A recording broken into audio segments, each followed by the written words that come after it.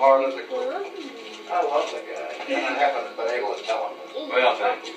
Here, let me tell you another one. This might seem cruel, but it wasn't. I had a customer in that had a fried chicken restaurant over on Federal Hope. Oh, he was like a gorilla. And I was stupid.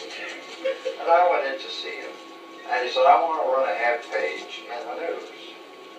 And it's going to be Friday, and by God, it's going to be a right-hand page. At these prices, you know, which is probably $100. And so I said, a right-hand page it will be. Came back with the ad, ordered it in, checked with Porter and Jerry Dooms, who were the makeup department in those days, just two people. Said, you got to get me a right-hand page. And I said, well, we'll see. My life's on the line. You've got to get me a Bob's right there if you want to talk to him more about it. It amused us.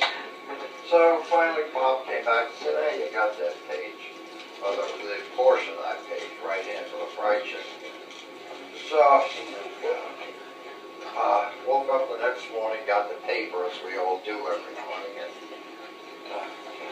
I said, my God, what am I going to do? I came in, Jim had already received a call from this gorilla. And Jim said, look, go out there and tell him you're fired.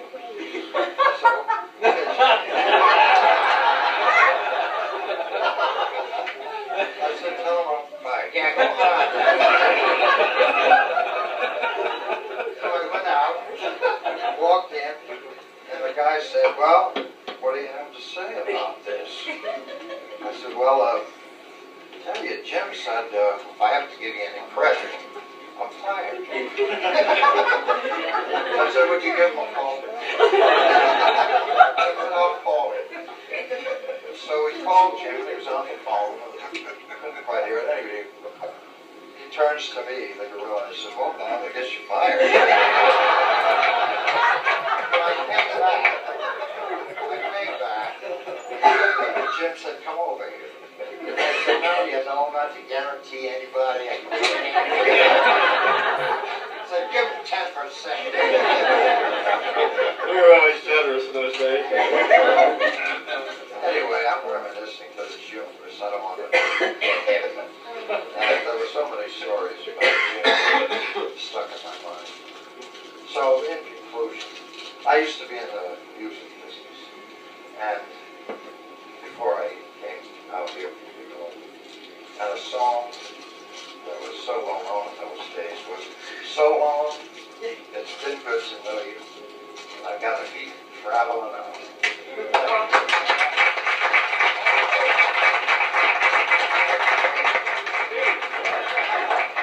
You want to see a section? This is a section. We remember that quite well. We hired Earth Creek Yep. to be the man to 100%. go out and sell this thing. How many pages is it? It's 530. Jesus! Whoa! Trish, I don't want to ever do a special session. Yeah, Trish. We're about ready for 150. Let's go. And so we'll be traveling around, go back to New York, and sing people in Texas and Florida. And this card from my family, Kevin and Michelle, pretty much tells what I'll do every time. It wish from all of us. It says, time to test new waters. Retirement is a special time, a chance to spread your wings, a chance to try new things.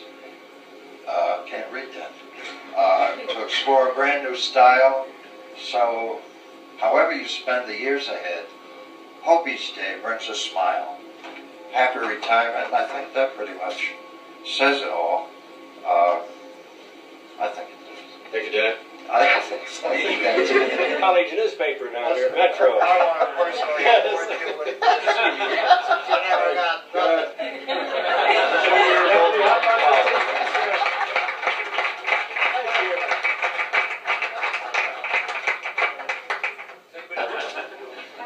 Maybe part-time.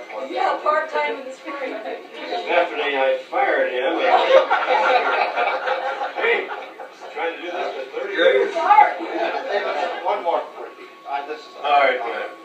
remember Hacker? Oh, Mr. Hacker and Jessica Lease. These are going back.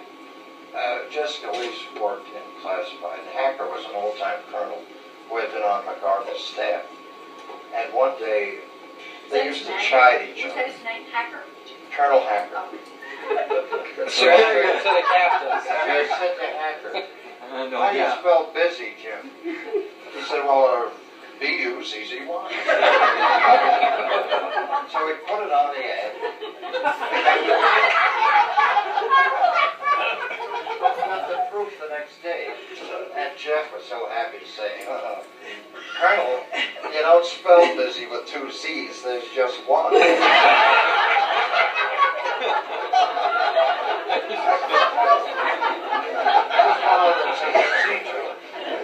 When I first started, I didn't promotion material at all. And I had home builders for Best Bagel, God bless her. She's still alive out in California, I believe. Anyway, I thought, hey, that's a great idea. I'm going to ask for a placard, to paste the ads on, since we didn't have anything like that. Smitty, who was a band director back in the 60s, he said, "How much are they going to cost?" Yeah, that's right. So I said, "Probably $15. He said, "Well, go ahead and get them." And so I went over to a silk screen company, and man, were they good looking placards. Sun rays coming down. It said, "Denver's Good Morning newspaper. The place to put your advertising." So Neil Bate was looking them over when I brought them back. He said, "Smitty, come over here. Did you hire this guy, McKenna?" "Yes," he said, "I did." Look at my placard. It says, "Good Morning, Rocky Mountain News, Denver's Good Morning newspaper." And he's got the word advertising on here, and he's spelling it with a Z.